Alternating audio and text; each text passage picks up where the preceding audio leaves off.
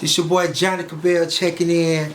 Shouts out to the man himself, Real Tune TV. Make sure y'all check this man out. Make sure y'all support him. We support our own. So make sure y'all check him out. Real Tune TV. Look him up. You've worked with some of the biggest artists in the game. And I want to say you got them a lot of times when they weren't shit, when no one really knew about them. Some of the more notable artists that you worked with would you consider Nicki Minaj, Gucci, Thug, 21? I didn't work. I'm putting it to you like that. I started off with this group called Crime Mob. That's what gave me my foot into the door. That's where everything started from. Crime Mob. From Crime Mob, you know, I was able to start working with other groups, which D4L, they found me at the radio station, and which so happened, my partner, D-Money, and Shawty Lo, who I wound up managing here too, which is an artist I managed, and we'll get into that, but they was like, you know what I'm saying, Lo was the man on the west side, my partner was the man on the east side, and everything. Lo was locked up at the time when I found Shawty Lo. I mean, when I found D4L. You know what I'm saying? When I started working with D4L, so, you know, when they came to me and I went to my partner, he was like, well, shit, that's the homie, so we're going to look out. So we did a deal with D4L. We signed D4L to D-Money Records. And we started, you know what I'm saying, doing what we do. And D4L, you know, they had, at the time, they had this song out called Bet You Can't Do It Like Me. And that was the song we was pushing. They was doing the album, working. One day, Mubino asked me to come to the studio. They played the song, Laffy Taffy. I kind of laughed at it at first because I ain't. Girl, shake that Laffy Taffy. Yeah. I didn't, you know what I'm saying, just really, just get it like that. But I was like, man, we'll worry about that later. But we were pushing, at that time, people would do, like the way you would market and put your stuff out back then, which they call guerrilla marketing. We'll press up like thousands and thousands of CDs and we'll send them off to different markets and stuff so that, you know, they could get it out in the streets. Right. And that's how you built the buzz up for that group or that individual or that artist. So we pressed up like 20,000 CDs, I think. Maybe more, but I do know at least 20. Mubi had put this song on there, which was Laffy Taffy recorded. It was the 5th song that was on the CD. I had no clue. We pressed up all these CDs, so when we sent it out, people on this one DJ, I never forget, it was out of Nashville, and they played the song, and he said, man, it's another song that's on this CD, and I happened to play it, and people just start going crazy, reacting and wanting to hear this song. And I'm first of all, I'm like, what are you talking about? Ain't nothing but one song on there. You got the clean, the dirty, the acapella, and the instrumental. He said, nah, if you go put that CD in the car, it's another song on there, number 5. I'm arguing with it, man, like crazy. Man, I go put the CD in, and it was Laffy Taffy on there. And he asked, could he play it? I'm like, yeah.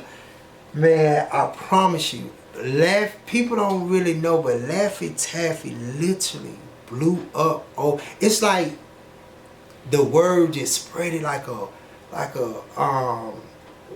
wildfire or something. You know what I'm saying? It just spread it. It just went crazy.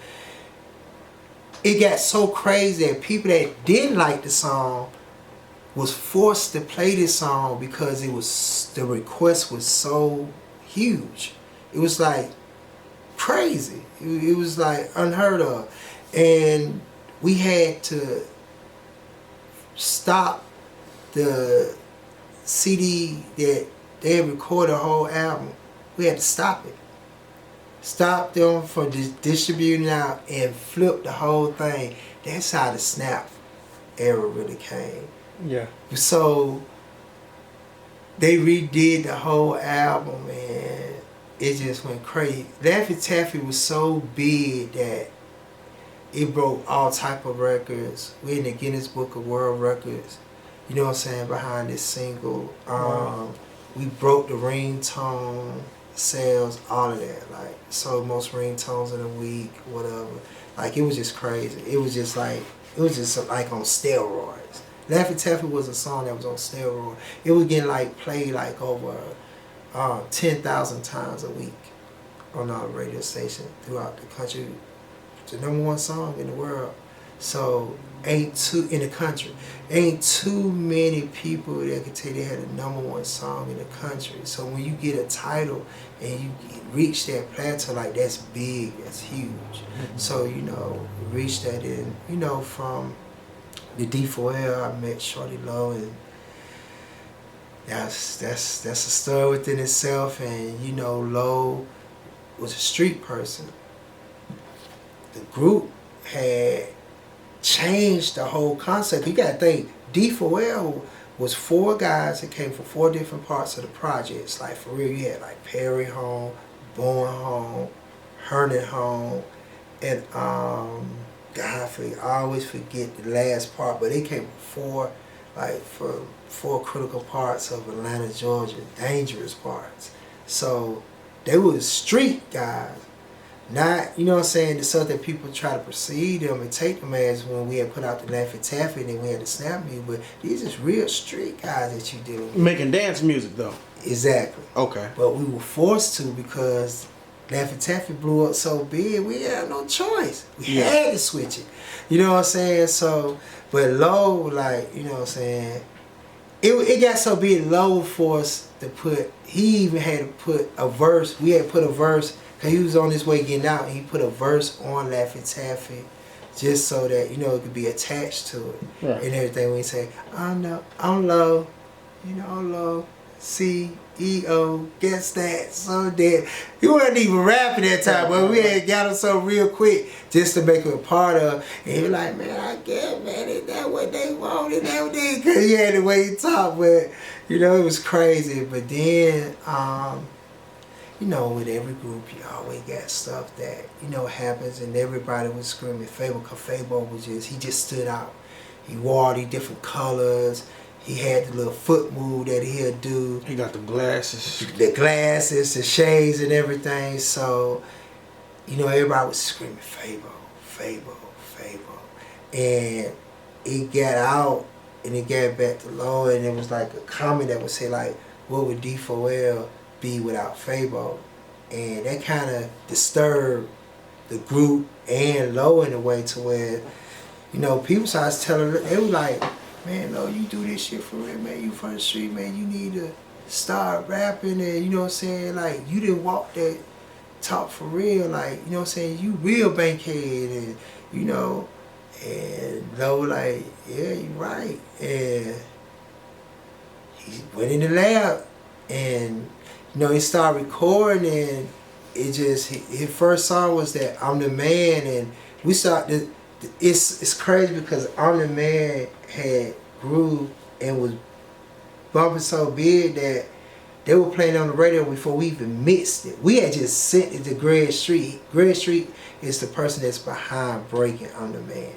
And a real big part in the Shawty Lo career, because he like really adapted and, you know what I'm saying, took Lo, and he always supportive of our music. And I'm the Man just grew. Next thing you know, Lowe's just started going in. Then we came over with They Know. And when They Know hit, it was over with. You know what I'm saying? Wound up doing the deal. And, you know, me and Lo, we did our situation, and we were doing the, you know, we did the stuff with DJ Scream, where he was doing the mixtapes. And everything just started taking off.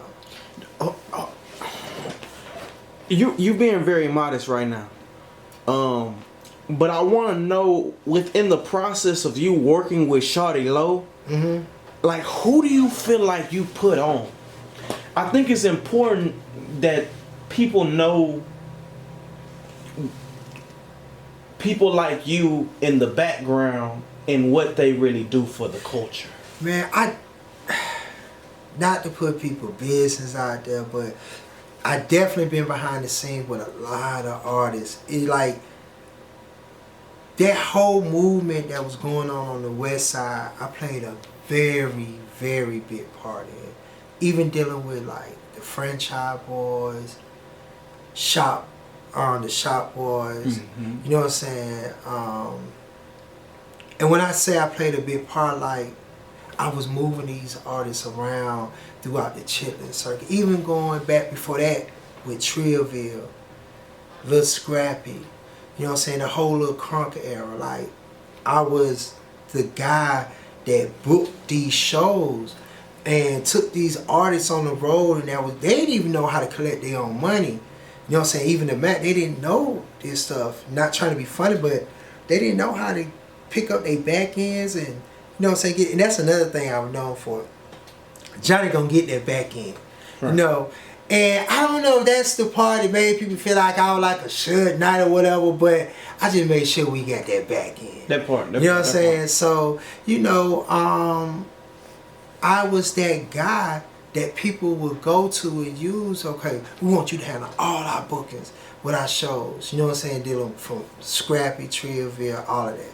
Like, and then when I started moving, then when the Crunk era, I started moving into the whole D4L and the Snap. I was working with Shop Boys. I was working with Franchise. I was working with this group called Ben Hill Squad, Trap Squad. Everything that was coming from the West Side was up under my belt. I'm from the East Side, but I got so deep into this whole West Side movement, people started thinking that I'm from Bankhead.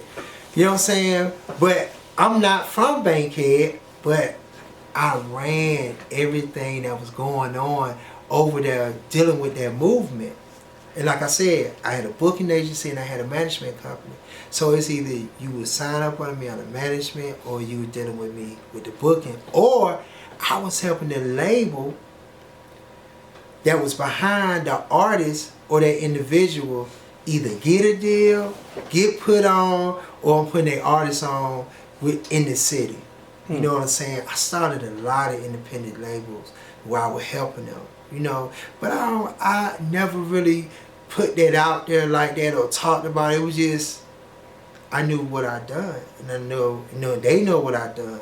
You know what I'm saying? People know, but I don't get a lot of credit for stuff that I have done, but I don't just boast and brag and put it out there. You know what I'm saying? Even from there, I teamed up with this lady by the name of Deborah Acne, and this when street music was coming into play. That where people was more so on the streets, and you had people like OJ, Gucci, Shawty Lo, Walker, you know what I'm saying, Nicki.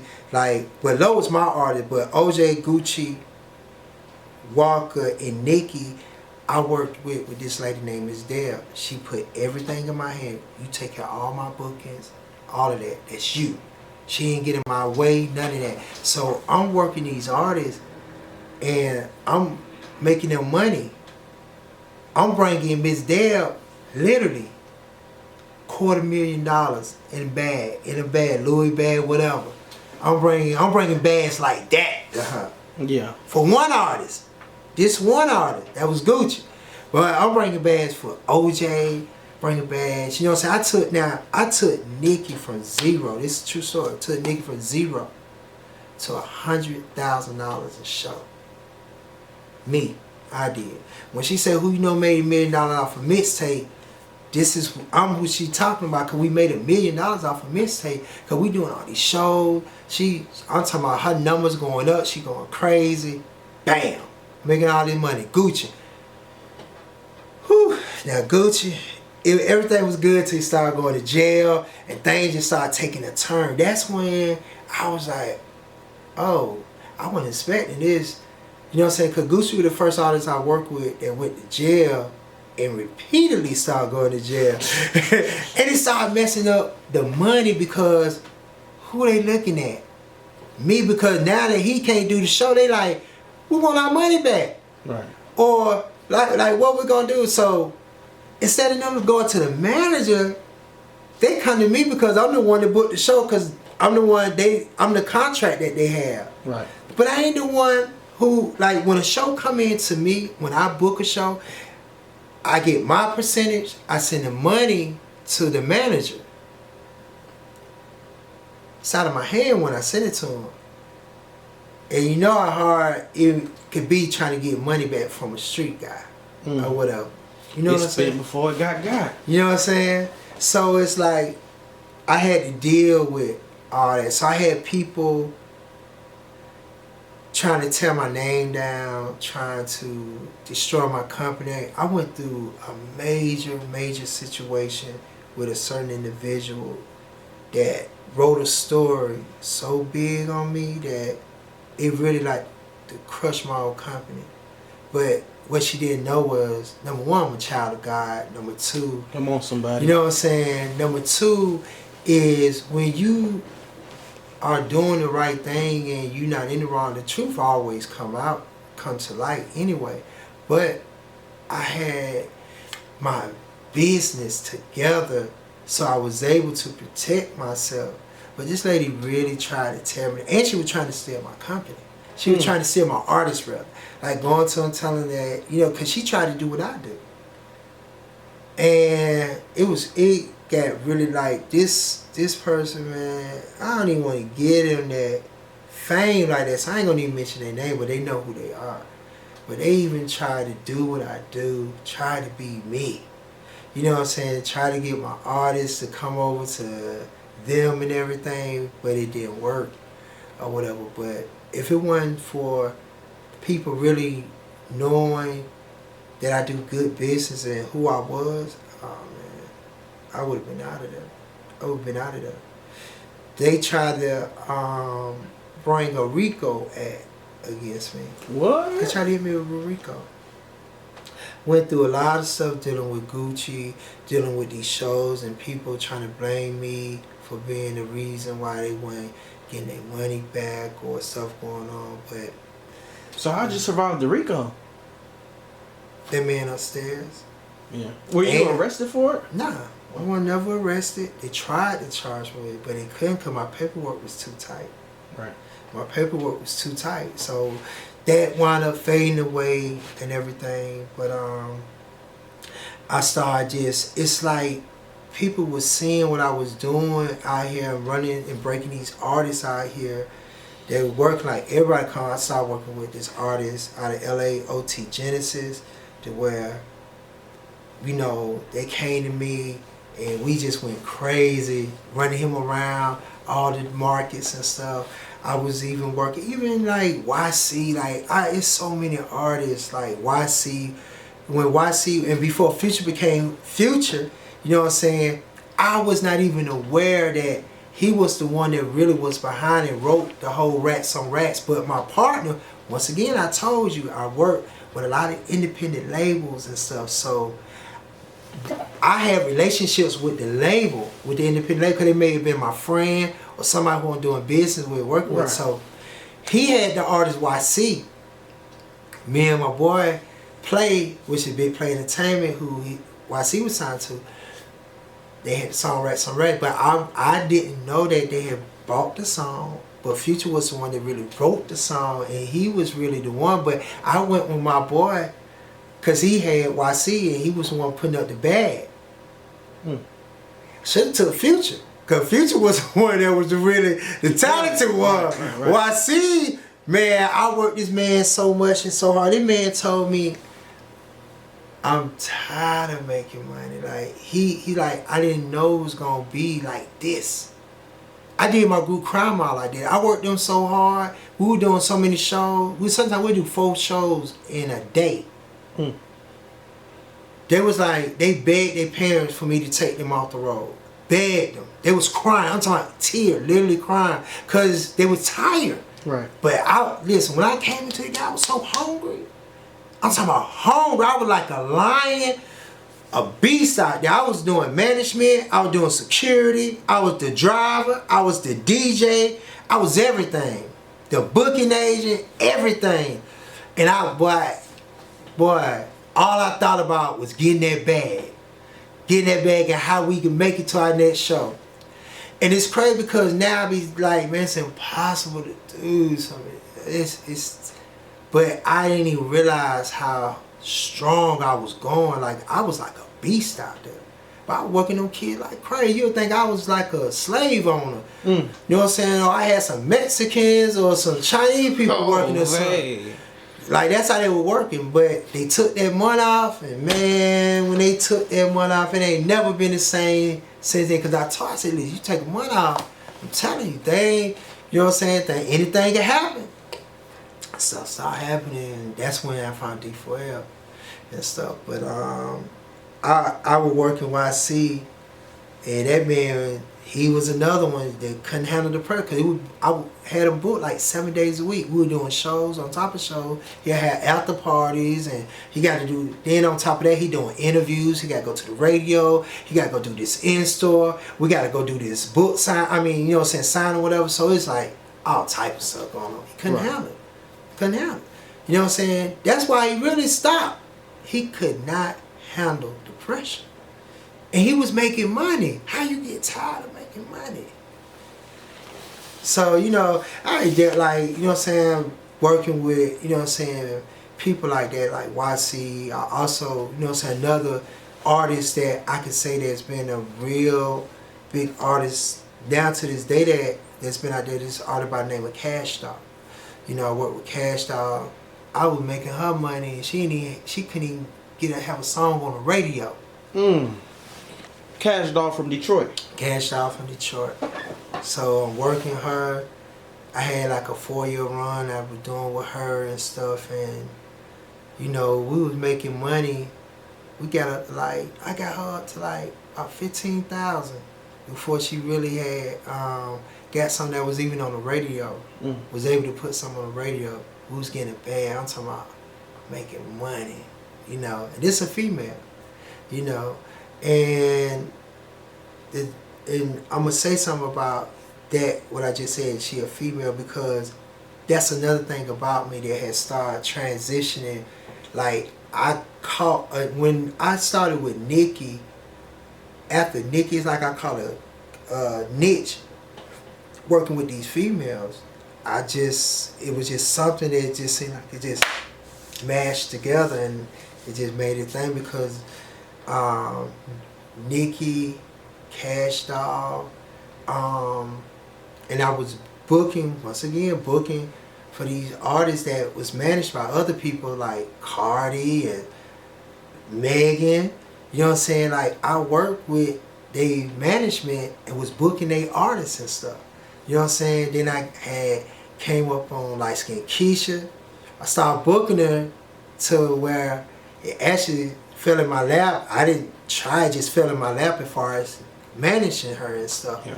So, you know, I've been known to have my niche with these females and stuff. And I did a deal with this young lady by the name of Leighton Green, who I managed, me and my partner. And before we did the deal, they came to me, my boy came to me, once again, company. My boy wanted me to help him. I was just consulting for him. I said, you know what? I want to start a production company.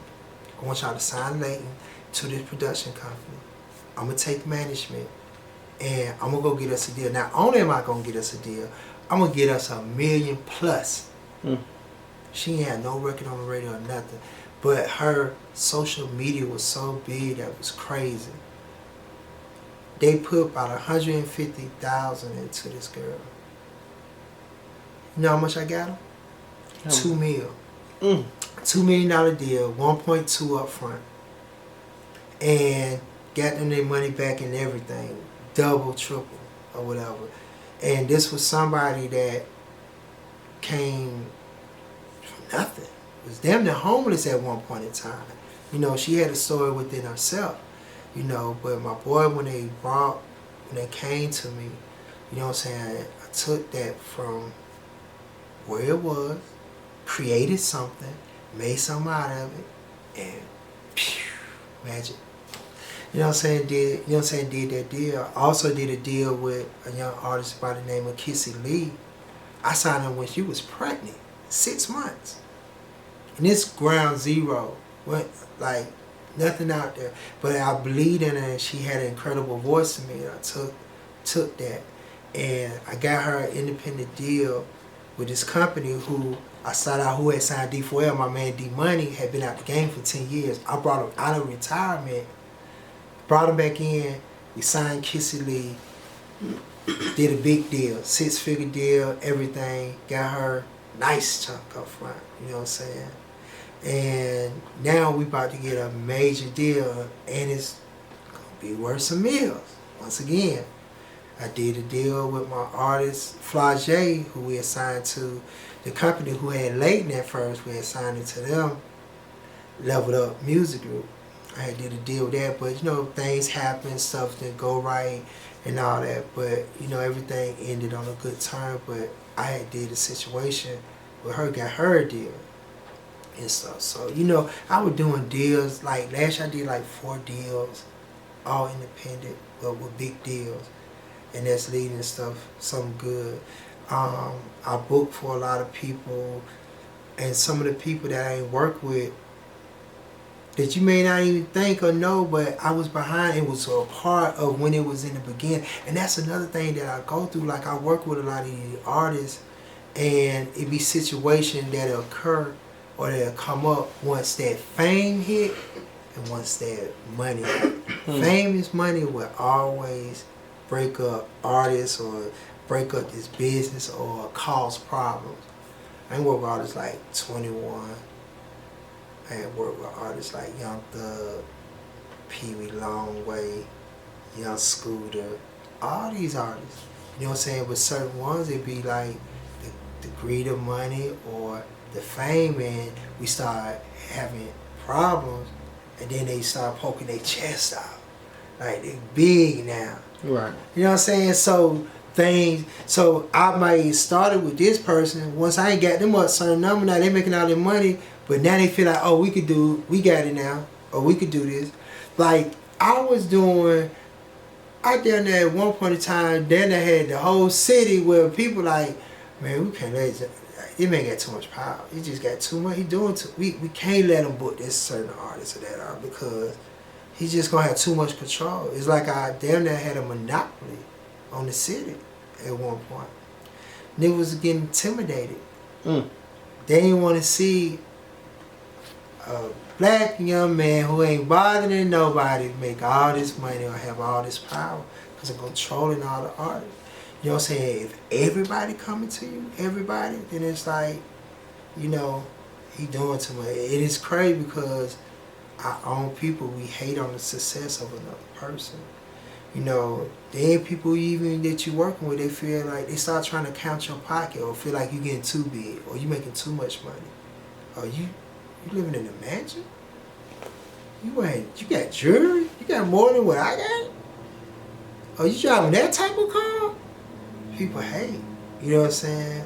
But not knowing, I'm just working. You know what I'm saying? Why can't I enjoy the fruit of my labor? You know, if I'm working, why can't I have a nice car? Why can't I live nice like this person if I'm working and putting in the work and making the money? Yeah, absolutely.